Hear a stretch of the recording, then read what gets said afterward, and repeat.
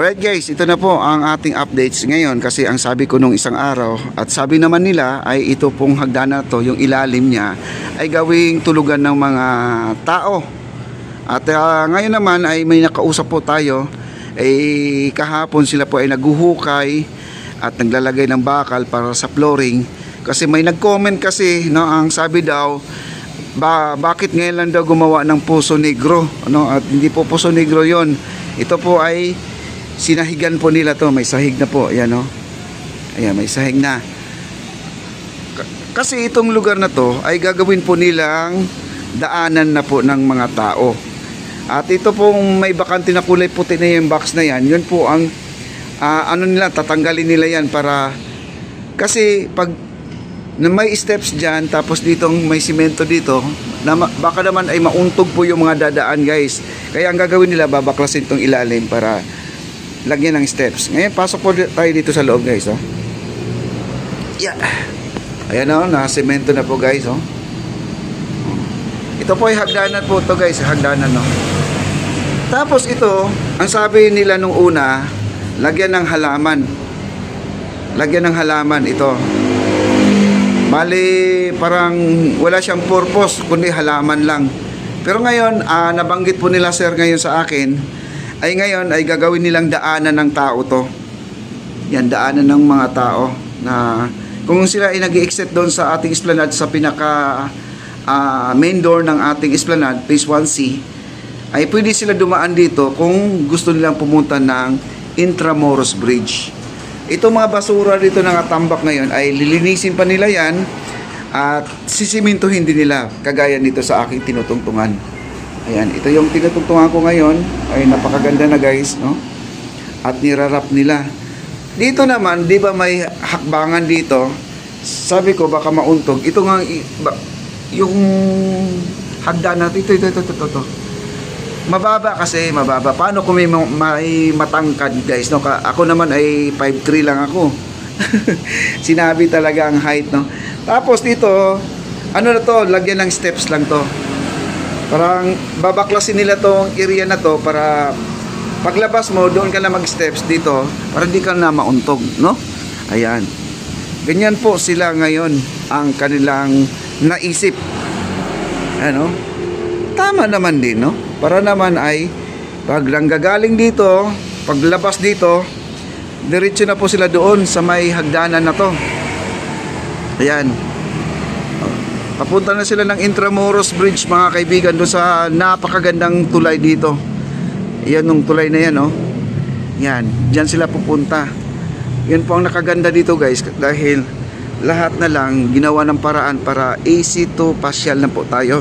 Hindi na po mahihilo yung mga namamasyal kung saan pwedeng dumaan papunta dito sa ano to, sa tulay na to, kasi marami na po siyang lusutan, no? Maganda yan, maganda yan. Yun po ang pasyalan talaga para di na po tayo magkaligaw-ligaw. Ayan guys, oh. Kapag nandito ka naman nanggagaling sa ramp na to, ayan, yung ramp na to, ito. Pwede ka rin dumaan dito, umakyat ka, pupunta ka dito sa aking kinalalagyan. Pagdating mo doon sa may hagdanan, yan, hagdanan na yan, baba ka dyan, punta ka na dito, no? Di ka na mahirapan. Kung ikaw ay pupunta ng ilalim ng tulay, pwede doon sa ilalim, papasok ka doon, lusot ka doon sa may gilid ng ilog, lakad ka, papunta sa ilalim ng tulay. Kaya ang maganda dito mga kaibigan, di na po malilito yung mga namamasyal kasi sa totoo lang, sa dami na pong mga gustong pumunta dito, natatakot daw, baka daw maligaw sila, maligaw gano'n. Ngayon hindi na po, kahit na maglakad sila, makakarating sila dito sa tulay na to. Kasi ang tulay na to, isa rin sa nag-trending to mga kaibigan, yung tulay na to. Kasi ang sabi rin nila, pag may picture ka dito, parang nasa ibang bansa ka, yung tulay na yan. Lalo na to, parang nasa ano ka, Venice, Italy mga kaibigan, itong lugar na to, pag may mga picture ka. At sikat ka na, no? Sikat ka na. Ayan, baba po tayo guys, ha. At dito sa ating cobblestone ay ito ay na-varnish na po nila nito. Na-varnish na nila, natapos na po nila lahat dito banda. Ayan. Itong ilalim ng tulay, ilalim ng hagdanan na to, yung ilalim na to, ito. Ito yung gawin nilang barracks daw kasi napakaluwag to, napakalaki. Ayan, baba tayo para masilip ninyo po yung ilalim. Kasi ilang beses ko naman to kinunan, pero mas maganda talaga makita nyo guys. Ayan oh. Ayan. Ang luwag dito guys oh. Ayan. At tinambakan na pala nila oh. Ayan oh, tinambakan. Kumbaga ipapantay na lang po nila to. Naku, ang ganda, laki, no? Ayan, i-finishing na po nila yan para naman ay magiging world class na tayo, no? Galing. At dito naman dito sa may bandang tabi ng ilog. Ito po, no? Ito yung daanan dito. Ayan, di ka na po talaga maliligaw dito. Lusot-lusot po itong mga daanan na to. Ito na po ay papuntang ilalim ng tulay. Ayan. Sila yung nagtatabas kahapon doon sa bakanting lote. Doon sa Port Santiago, sila kuya yon ang nagtatabas. Kasi inunan lang muna nila itong pagkikinis nito kasi kailangan talaga magiging maayos na po ito mga kaibigan.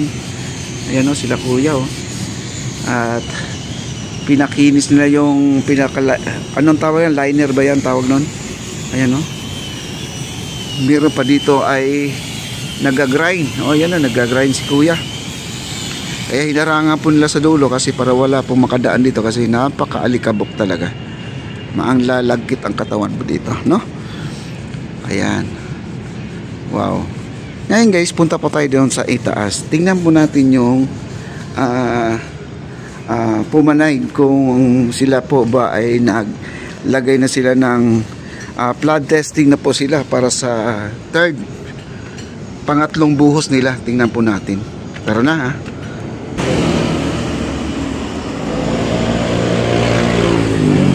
Ayan guys, nandito na po tayo. Ayan mga halaman, no? Okay. Ayan. Ito na yung next nila guys, oh. Ayan. Mula dito, ayan, itong may awang na yan, oh. Lolre, awang ha, awang, di uwang. Ayan. At dito yung pupuntahan natin, ito yung bubuhusan na lang. Bali, 2 buhos pa raw to. Itong ating tinutungtungan ngayon ay flood testing pa nila to na 24 hours ibabad po nila. At di ko lang alam kung may mga tubig na sila dito, no? Kasi nandito yung truck natin kanina nag-deliver. Wala yung truck natin. Nandito yung kanina yung 4,000 liters na yung truck na yan. Umalis na siguro, baka na siya ay nakapaglagay na po ng mga tubig dito guys. Ayan o, ay may tubig na lahat.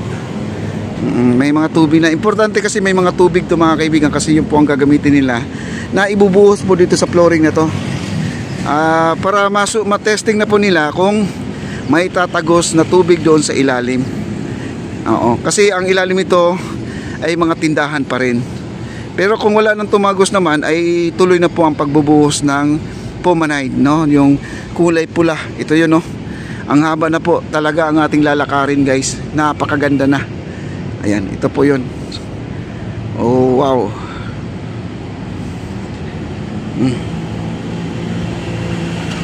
Ayan, ang ganda na, no? Hanggang sa dulo na po yan. Di na po natin tatapusin hanggang doon sa dulo kasi napakahaba po ito mga kaibigan. Okay?